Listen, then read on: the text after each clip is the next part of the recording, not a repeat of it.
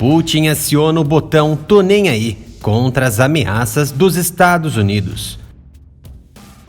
Enquanto as negociações entre diplomatas dos Estados Unidos e da Rússia ocorrem em Genebra sobre o destino da Ucrânia, a Europa está à beira da guerra. A estratégia dos Estados Unidos é negociar com a Rússia enquanto ameaça sanções devastadoras se o presidente russo, Vladimir Putin, decidir invadir o vizinho oriental de seu país. Autoridades do governo Biden delinearam uma série de sanções que podem impor ao Kremlin, desde atacar o sistema financeiro da Rússia até restringir sua capacidade de importar tecnologia. Mas a ameaça de sanções econômicas do Ocidente só pode funcionar se as medidas propostas tornarem a ação militar russa contra a Ucrânia cara o suficiente para alterar o cálculo de custo-benefício do Kremlin. Putin, no entanto, vê a Ucrânia como crucial para o status de grande potência da Rússia e para seu próprio legado pessoal. Portanto, para que as sanções funcionem, elas precisam ser mais caras do que o grande benefício de Putin percebe no controle da Ucrânia. Para o analista e professor da escola Fletcher, Chris Mailer, isso não parece estar próximo, notadamente depois que os funcionários do governo Biden aumentaram suas ameaças, o mercado de ações russo e sua moeda mal se mexeram. O encolher de ombros coletivo dos mercados reflete a visão do Kremlin de que os Estados Unidos não cumprirão as duras sanções discutidas. Os formuladores de políticas russas sabem que muitas das táticas que podem prejudicar seriamente a Rússia, como restringir as exportações de commodities russas ou colocar bancos russos na lista negra, também seriam caras para o Ocidente, tornando incerto se o governo Biden cumpriria essas ameaças.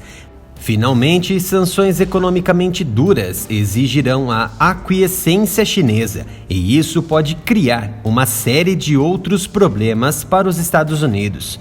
No ano passado, Putin demonstrou que está disposto a suportar sanções moderadamente caras em busca de restabelecer o domínio da Rússia sobre seus antigos estados satélites, depois que a Rússia tomou parte da vizinha e ocupou parte da região de Donbas. Em 2014, os Estados Unidos e a Europa impuseram restrições a várias grandes empresas russas, negando-lhes o acesso aos mercados de capitais internacionais, o que, segundo o Fundo Monetário Internacional, reduziu o PIB da Rússia em algo entre 1 e 1,5%.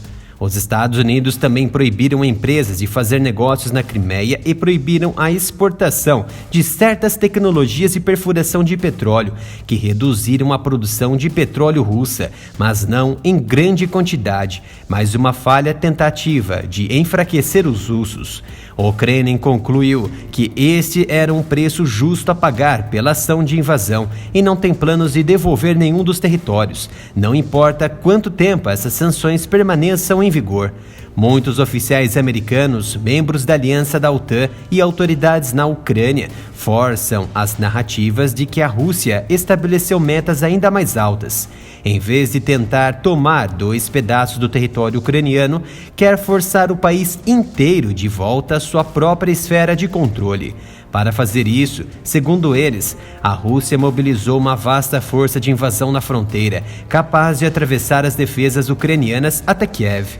Enquanto isso, a Rússia mantém a capacidade de lançar ataques de mísseis e ataques aéreos contra alvos em toda a Ucrânia. Se o Kremlin achasse que 1% de seu próprio PIB era um preço justo pela invasão, certamente estaria disposto a pagar mais para adquirir o resto do país. Biden diz que está pronto para impor custos econômicos devastadores se a Rússia invadir. Seu governo ameaçou uma resposta de ação rápida de alto impacto às sanções. Batendo de frente, Putin deixou claro: se houver quaisquer medidas desse tipo, o país irá implantar destacamentos militares de mísseis na aliada Ilha do Caribe de Castro e na nação de Maduro. Sancionar os oligarcas russos e os comparsas de Putin, outra medida que tem forte apoio do Congresso americano e da OTAN, é igualmente improvável que mude o cálculo do Kremlin. Há boas razões para impedi-los de lavar dinheiro através dos sistemas financeiros ocidentais, mas isso teria pouco impacto na política externa. A elite empresarial da Rússia preferiria continuar viajando para o Ocidente e manter suas contas bancárias no exterior, mas eles não decidem a política externa russa.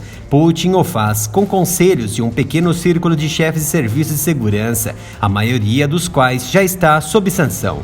Dado que o debate doméstico americano se concentra em medidas de baixo custo e que a Europa está dividida sobre apoiar sanções caras, Putin pode pensar que os americanos estão blefando quando ameaçam sanções duras. Washington tem sanções poderosas em seu arsenal, como colocar bancos russos na lista negra.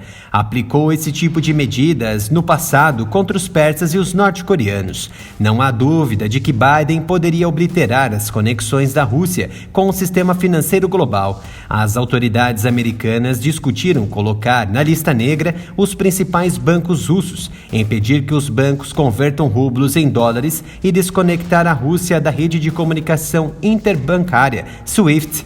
Mas implementar qualquer uma dessas medidas seria caro para os aliados na Europa.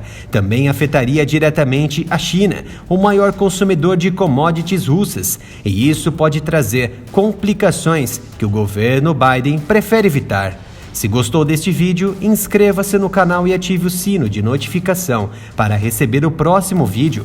Acompanhe nossas redes sociais, acesse o nosso Instagram, @aramilitarov, e entre no grupo de análise no Telegram.